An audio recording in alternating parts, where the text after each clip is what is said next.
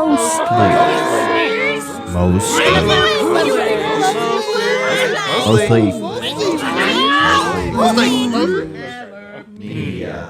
Hello and welcome to the Mostly Media Podcast, where we talk media mostly. I'm your host, Cole Giroux, and to my left here we have my co-host. Your lovely co-host, Janie Giroux. Yeah, sorry. Today we have a topic that I'm very excited to talk about. I've been researching all week, and it painstakingly has been honestly not a fun process. You said, I thought you liked doing it. You were like... Yeah, I've been working on it. It was last week's episode, Hereditary. Peep the shirt. I am your mother. Yeah, I gotta rep that. Just got this today. All I had to do was watch the movie and write down notes and then pause whenever I needed to write and stuff, whatever. But for this, I had to spoiler warning. It's the story of Ethel Cain. Bethel Bane. Oh my gosh, it's the story of Ethel Cain. And it's from an album, so I had to listen to the album over and over and over again to try to get the story. Yeah. And there's not a set place where Ethel Cain or Bethel Bane. I'm kidding. I'm sorry. The artist Ethel Cain has written everything out and been here's the whole story front to back. Okay. So I had to flip through many different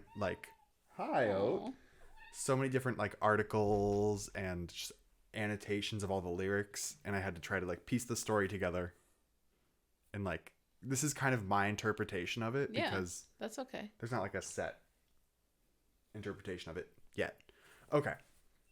So we're just going to kind of jump in. Before we jump in, our weekly update thing. Oh. This week we've just been in recovery from the wedding on Saturday. That's true. On Sunday we woke up and we were like, oh, our bodies hurt. We danced like little dancers. Yeah. Oh. Otis. Be careful. Oat. No. Come here. Jump, baby, jump. Oh, it's okay. Come here, buddy. Oh, he's struggling. He's going back for more. Oh, good boy. Anyways, we had a great day on Saturday. It was perfect weather. It was. There you go. So we cleaned up the venue on Sunday, and we just had box loads of all the decorations and stuff that we took back in our garage. And then we packed up to travel to Peru, Illinois to see his grandpa. And we were so tired the way there. I was just zoned out, and he was driving. We barely talked to each other.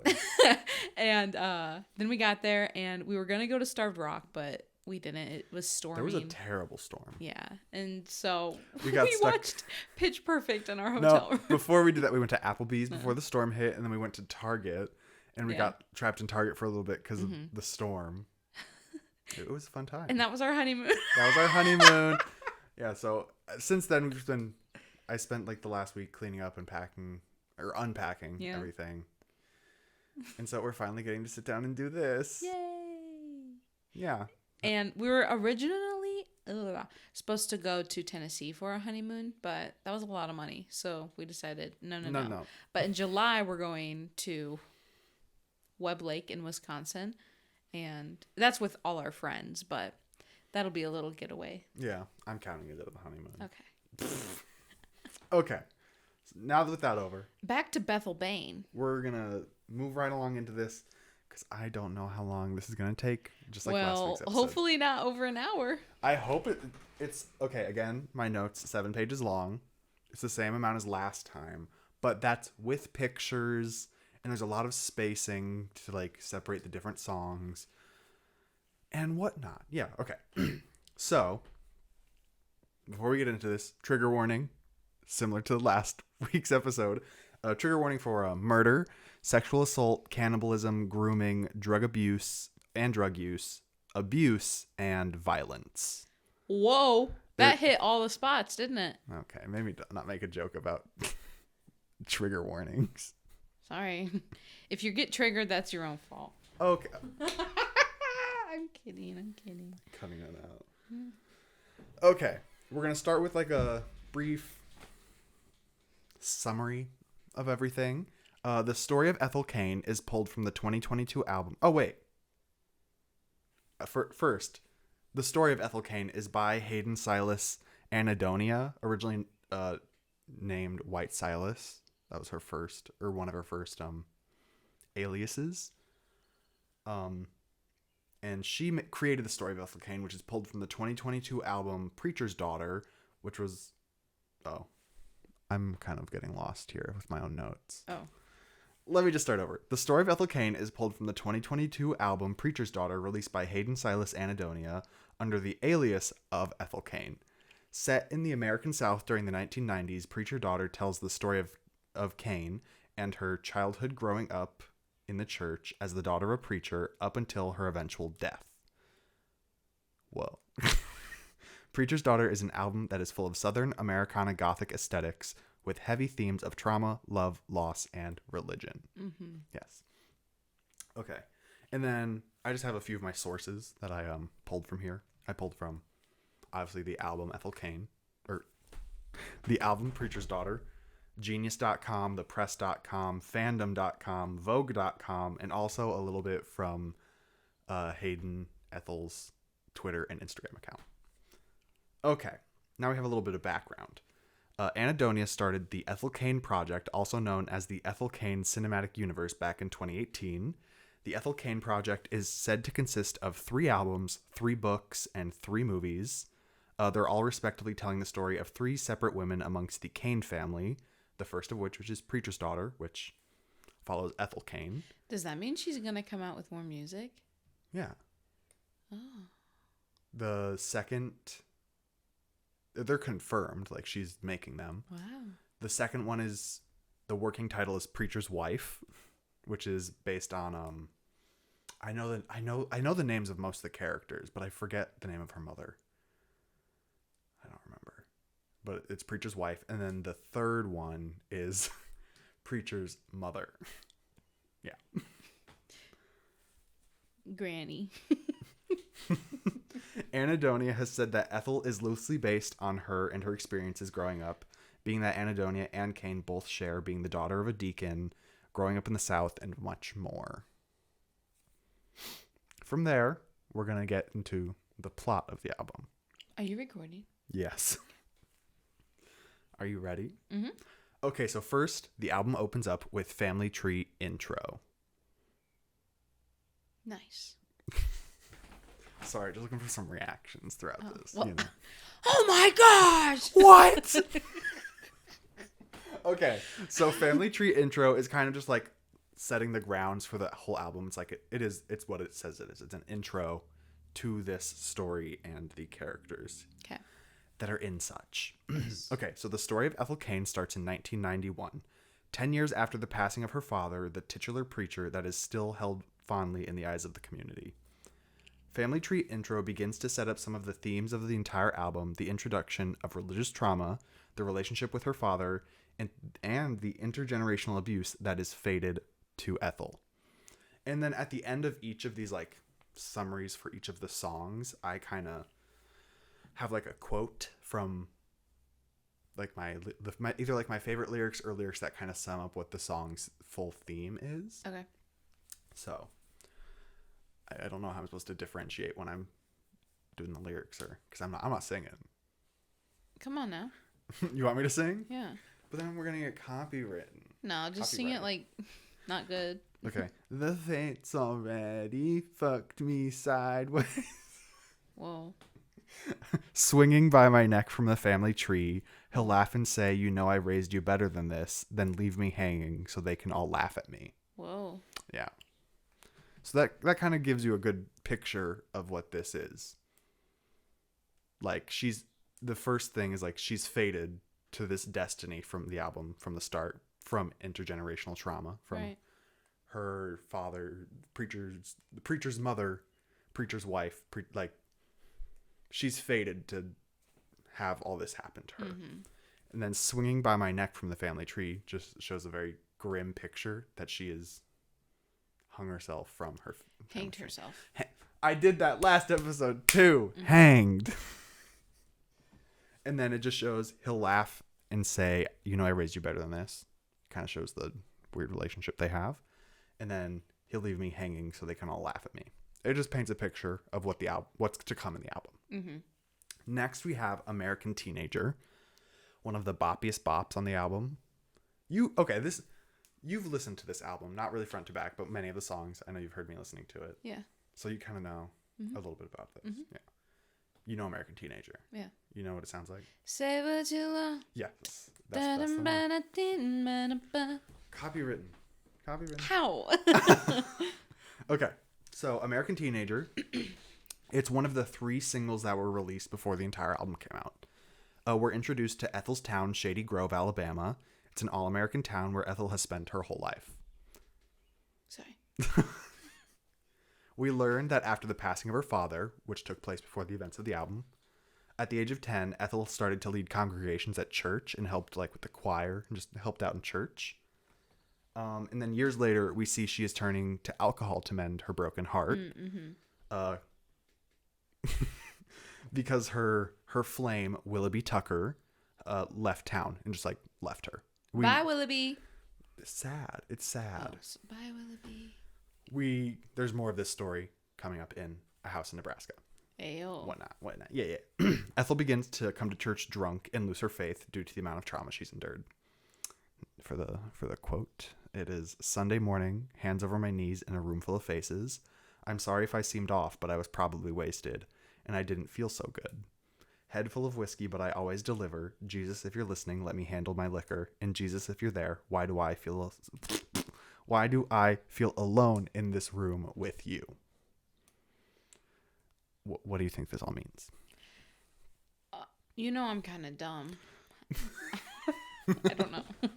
I know we've talked about this. I don't listen to the words of songs. I only listen to the melody. Sad. That's really sad. Well, unless but once I can get over how good the melody is, then I'll listen to the words and be like, okay. Well, you have no melody here. You're only getting lyrics. I was hearing the melody. Jesus, if you're listening, that one. Okay. Yeah. But so it just kind of paints the picture of what I said. She's coming to church drunk. She's she's praying to Jesus. Yeah, let me handle my liquor. Pretty much, you don't have to read that much into it. She's saying what she's saying. Well, not all of it's like that. Damn. Bleep.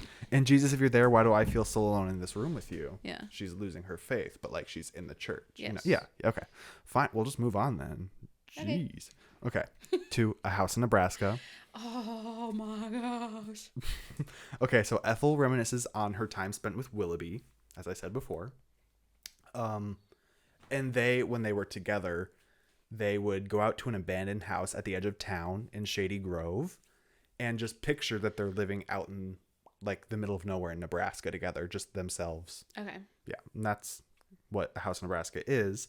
And since Willoughby has left, she feels lost and abandoned without him, to the point where his mother has called her to be like, are you okay? Are you good? Mm-hmm. Yeah. Quote, and I still call home that house. You're going to get this episode copyright striked. Where we found each other on a dirty mattress on the 2nd floor. Again, straightforward. I guess I can't read too much into this for you. Yeah, come on. Okay, next is Western Nights. This is where the story starts picking up. Okay, I don't know this one. Yeah. Okay. After reflecting on her time with Willoughby in A House in Nebraska, Ethel is back in present day, because that song was kind of set present day, but she's looking back. This is she's in present day. She has a new love interest. His name is Logan Phelps. And where Willoughby was kind of you could tell he cared about Ethel and she thought of him fondly, as a good man. Phelps is very much kind of the opposite. He's seen as more of a rougher character. He drives a truck. No. Oh. He drives a motorcycle. Oh, dang. That's one of the first lines. Oh. On your Harley in the parking lot, I think is one of the first lines of the song. Okay. He is also depicted as an abusive criminal. Yeah. And despite this, Ethel still finds herself drawn to Logan. What'd you just call me? Oh my god. Ethel is finding herself drawn to him and like in love with him deeply. Going to the extent of helping him with his heists. Whoa. She knows that what Logan is doing is wrong, and she is thinking to herself, I hope he can see that this is wrong so he doesn't ask me to do this with him. The lyric is, I'd hold the gun if you asked me to, but if you love me like you say you do, would you ask me to? Whoa. Mm-hmm. From there, we move into Family Tree, which kind of goes back to Family Tree intro. The song sounds very similar. This is one of my favorite songs on the album. Really good. Okay. This is kind of a continuation from Western Nights. Logan's criminal activity has escalated from just like robbing ATMs and whatnot, where to the point of him trying to plan a whole bank robbery. Whoa. And after he tries to, I put after the hob goes poorly. Hob. After the job goes poorly, he had a botched bank robbery. The police are called and he is killed in a police shootout. And as he is trying to get to the car, he's shot in the back and the car drives away. And it's supposedly that's Ethel in the car. Oh, and so for him? What? She killed him? No, she was the getaway driver for the bank heist. Oh.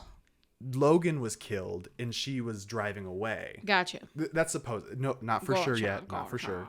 Apparently, a lot of these details are going to be like confirmed when the book comes out. She has confirmed that the book for Preacher's Daughter is going to come out before Preacher's Wife comes out. Yeah.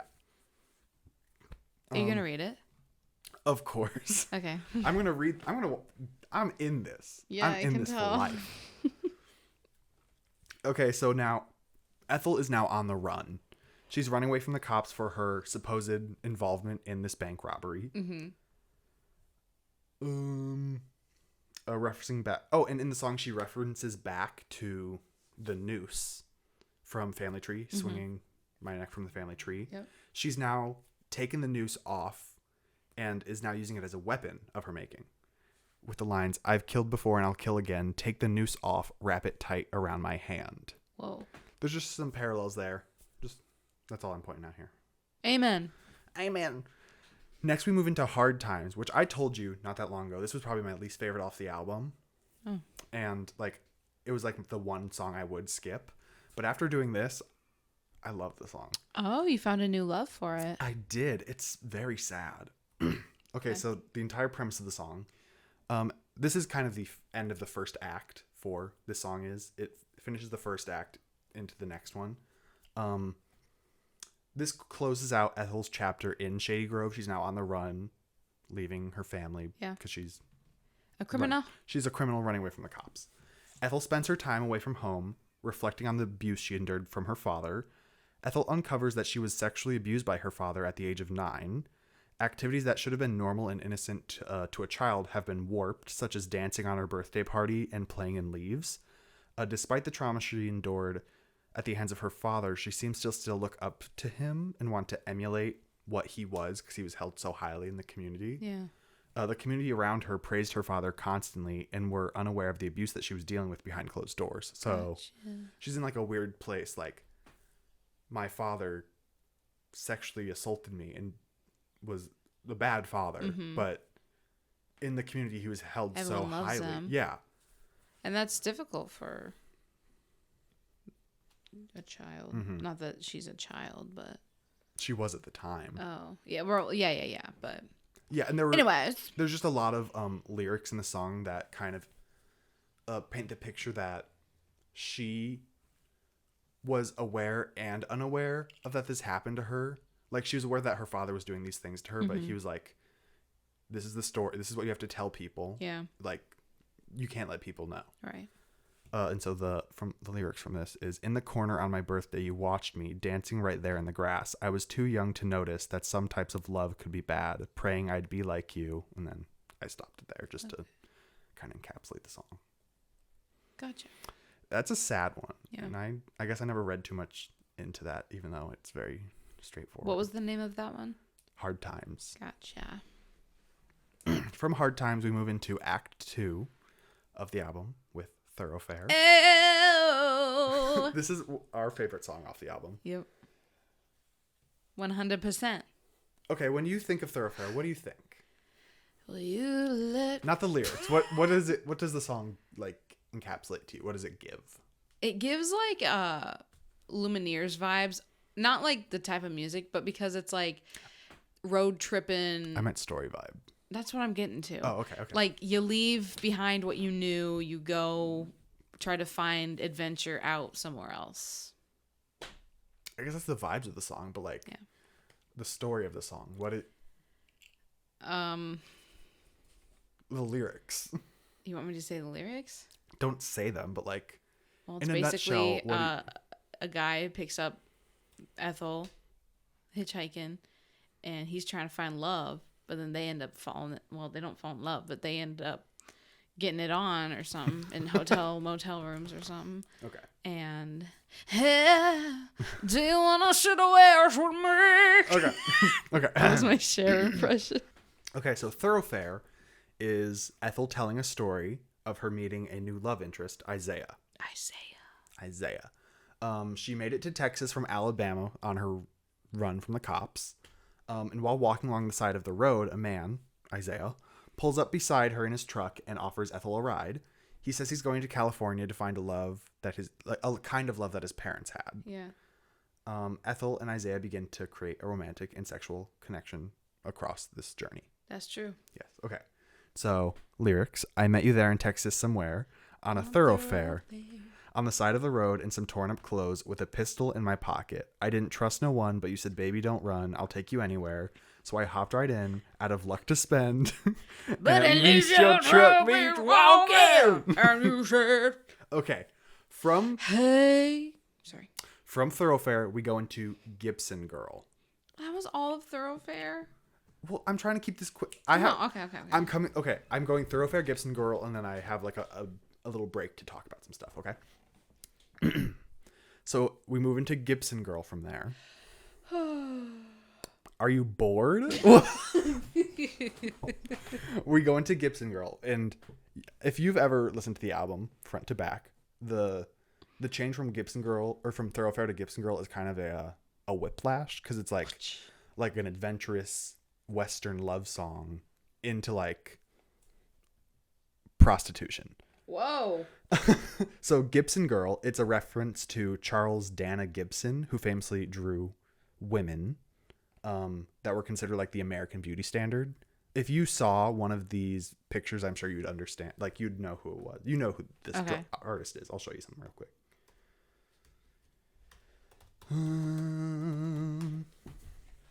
Like, they're in, like, school books. Like, it's this kind of drawings. Like, that kind of stuff. Oh.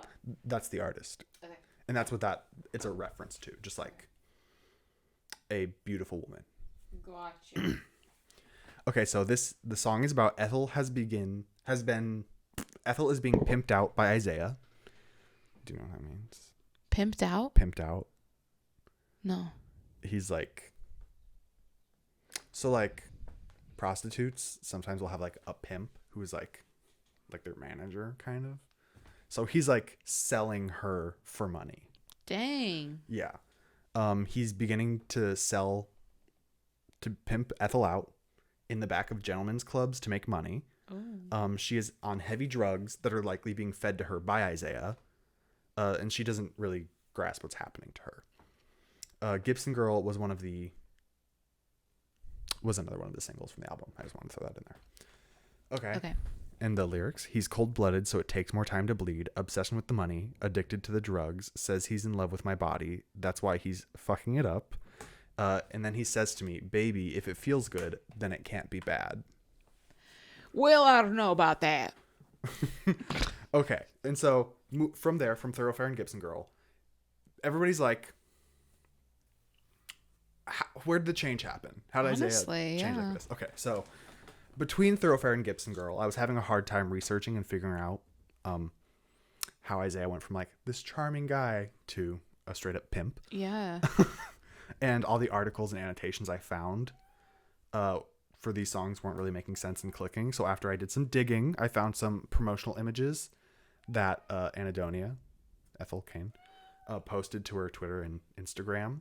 That were, the first one is a news article about Ethel basically giving a story of her journey from the song Family Tree to Gibson Girl. It just states that like she's on the run from the cops in Alabama and that she's now a prostitute in Texas in the song Gibson Girl. Yeah. Mm-hmm. And the second picture is a missing persons poster of Ethel that states that she was kidnapped in the parking lot of a Texas grocery store. Oh. And from that, you're like, but she wasn't kidnapped. She hopped right in. She got in there. Out of luck to spend. Out of luck to spend. Because at least his truck be walking. Exactly. So everybody's like, what's going on here? I don't really get it. This isn't connecting. Mm-hmm. So there's kind of two interpretations that this could be. Okay. The first of which is Thoroughfare is what happened. Isaiah picked her up off the road, and at some point during Texas, he just started giving her drugs, just try to make money to sell her into sex trafficking. And then after they had a fight, because in the newspaper it says that they did get in a fight one night, and he was seen knocking Ethel out. Like she punched him, and then he punched Ethel and knocked her out, and then was dragging her into a car, and they drove away. Okay. So they got into an altercation because what was happening to Ethel was not consensual. She was not wanting this to happen. And so he knocked her out and took her further west. And then the second is Hayden has said that Ethel is not the most truthful storyteller. Oh. And so the entire song of Thoroughfare could be false. And that she was kidnapped from the start, and that she's like in a dissociative state, and just like she's trying to make this bad thing that happened to her into something good. Like, oh, I wasn't kidnapped. I willingly went with this man and we're in love. And he's not like raping me and torturing me. We're having consensual sex and I love him. Yikes. Yeah, so there's two ways to look at that. So that can't really be confirmed until that song's going to be ruined for me. It's still a good song. It is. Yeah. Okay, and so from Gibson Girl and all that whatnot, we go into Ptolemea. I don't really know how to pronounce it. Yeah. Your least favorite off is probably it's the spooky. scary one. Okay. So in a drug-fueled state, Ethel begins to hallucinate and confront the darkness is what I saw. Kind of just like the state she's in. Throughout the song, you can hear Isaiah speaking to Ethel. That's the part you don't like where he's like whispering. Oh. You know this. Yeah. No, I block it out. It's scary. And in this, well, he's speaking to her. He's kind of taunting her about her religious upbringing and her father. And you begin to see Isaiah's true intentions for Ethel. Intentions? Bruh, this kid just said intentions. True intentions for Ethel. I was mixing my words, okay? Intentions for Ethel. Intentions. Okay. So Isaiah is starting to become increasingly violent with Ethel. She's mocking her, calling her a mourning lamb. Not like... You said she's mocking her. Oh, he's mocking her. I'm having a trouble. A trouble? You really do be strunken. Yeah. Okay. Isaiah starts becoming increasingly violent to Ethel. He begins mocking her by calling her a mourning lamb, and not like daytime mourning, like sadness mourning. Yeah. Which is kind of like a reference to how in the Bible they would sacrifice lambs. Mm-hmm. That was before Jesus came, though, as the ultimate sacrifice. Okay. We don't need to get into the Bible. I'm just telling you what this is. You just gotta spread the news when you can. Okay, this is also where we see the first mentions of the Daughter of Cain cult, which Hayden originally said Ethel was supposed to be the leader of. She was supposed to be the leader of a cult, but... What is this, Midsummer? I don't know.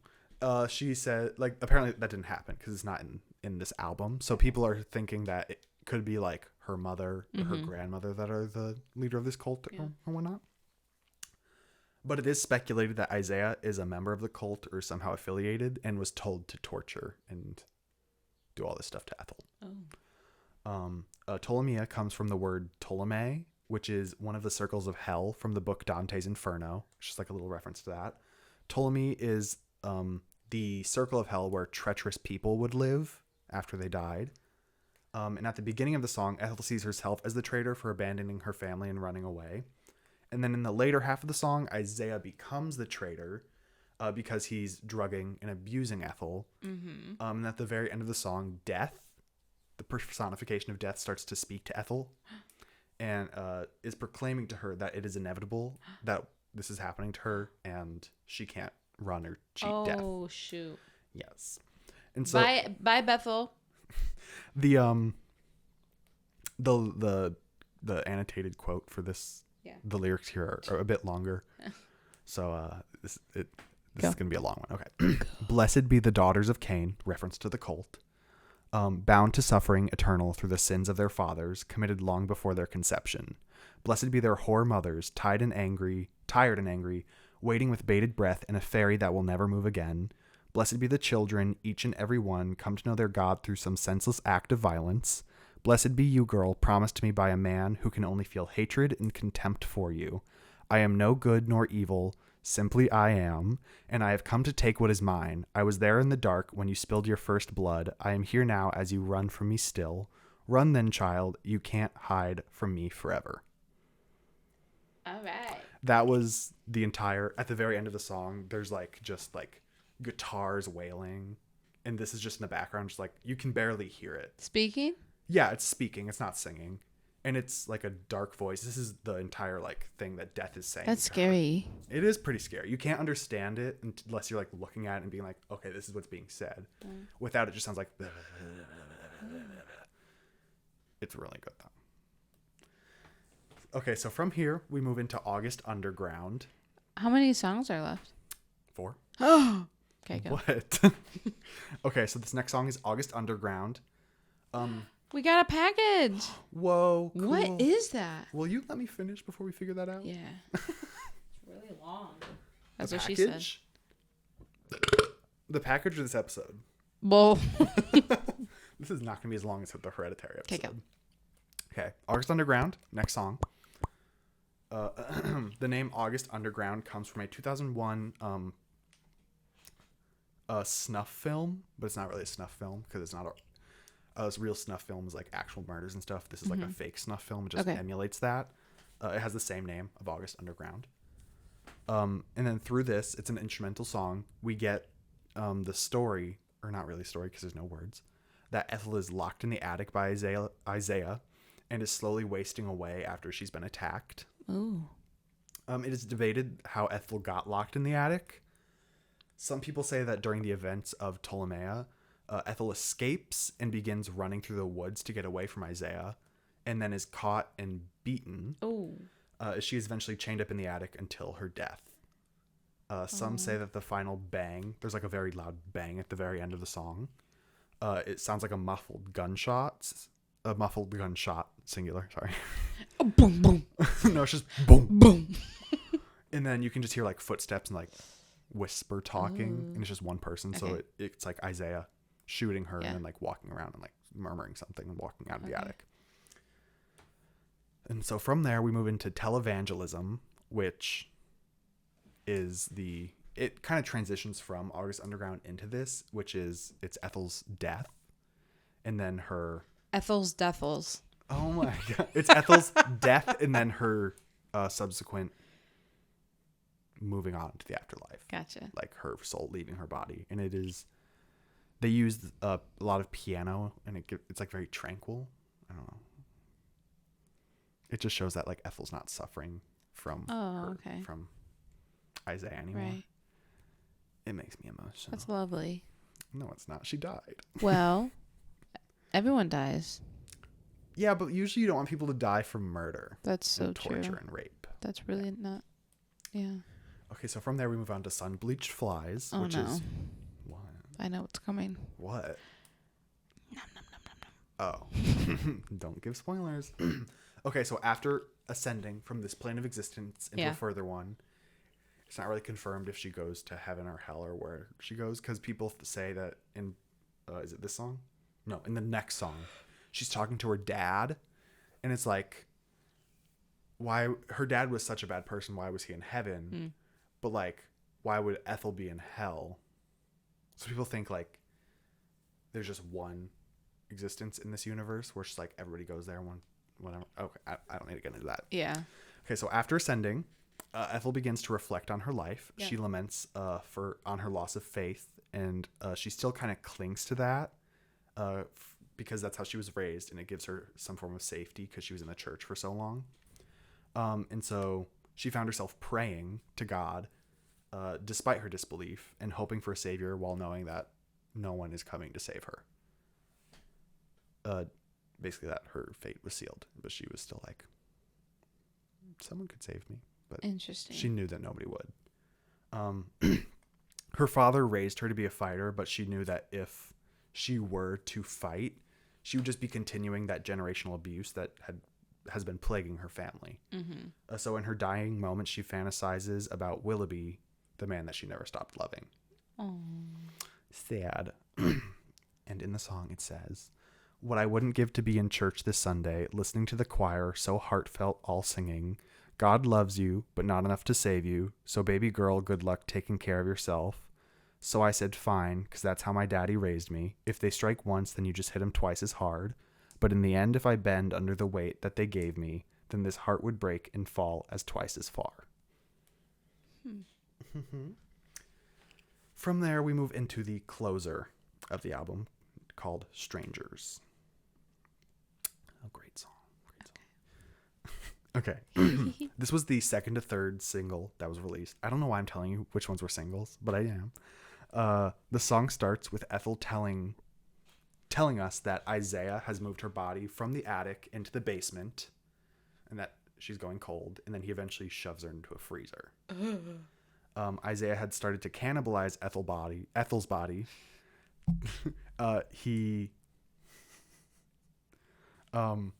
She says the words devoured like smoked bovine hide, which is cow. So he's eating her like beef jerky.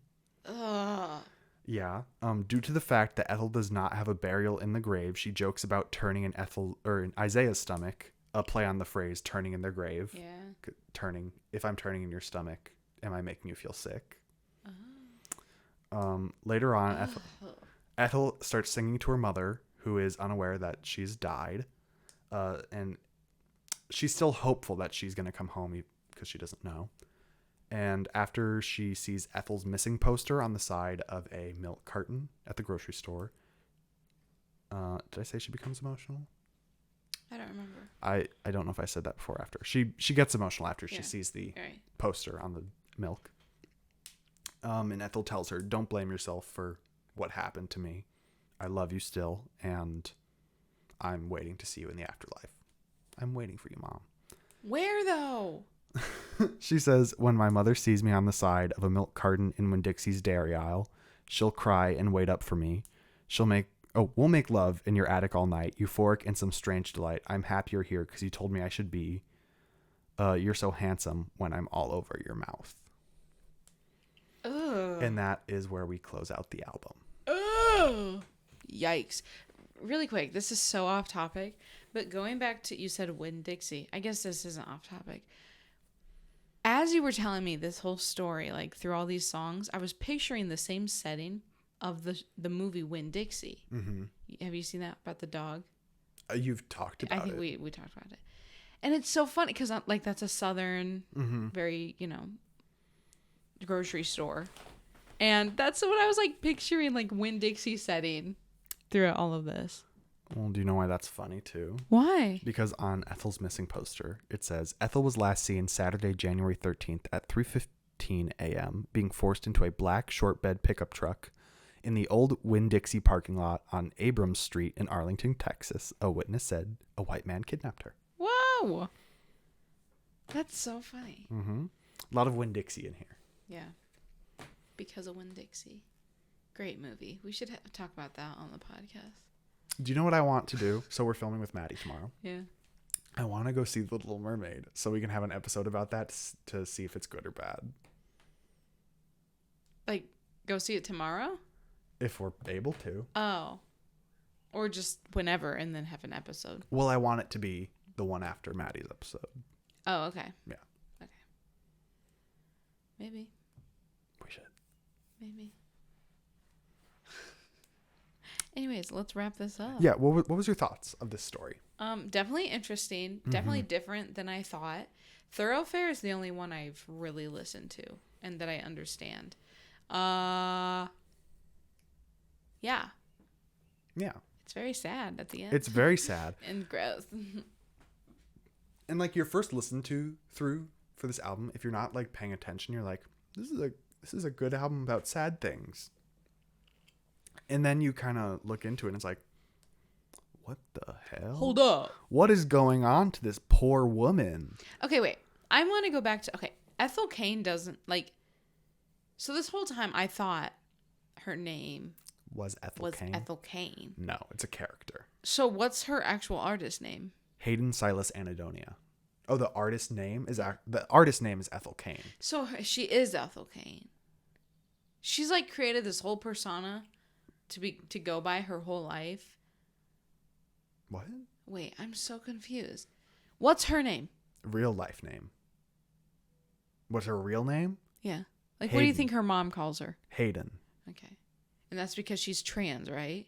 Was that her? I don't know. Oh, I don't know. I didn't know if you knew. I know her last name. I don't know if her middle name Silas was chosen, but Hayden Silas, I'm not sure.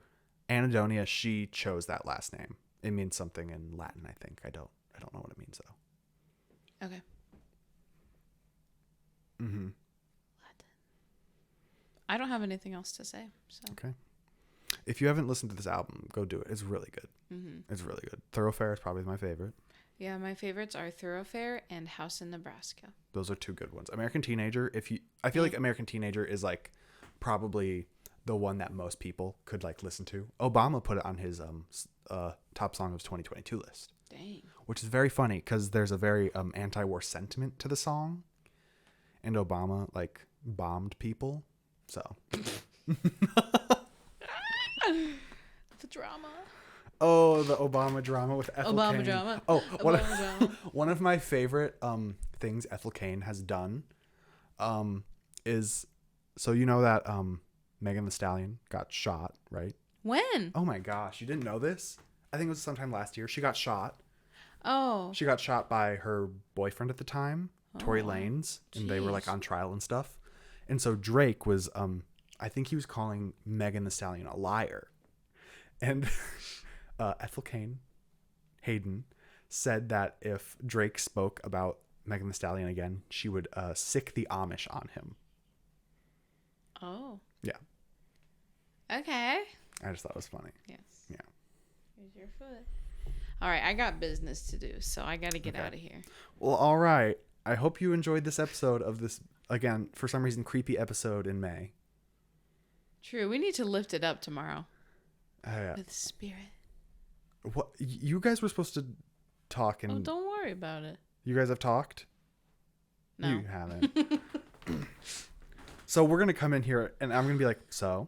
And you guys are going to be like, oh, yeah. Please. I can lead a conversation. But it's not your episode. It's Maddie's. Yeah, but I'm going to be leading it. You're just going to be like, that's what you're going to do. Yeah, I'm going to be able to sit back and relax for an episode for once. Okay.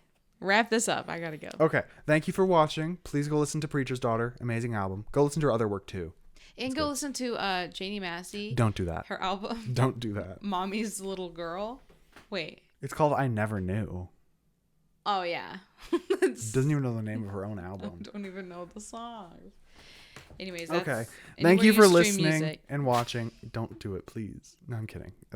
It's your will. Free will, everybody. So mean. What a supportive husband. We both agree it's not a good album. It's not good. It's really not.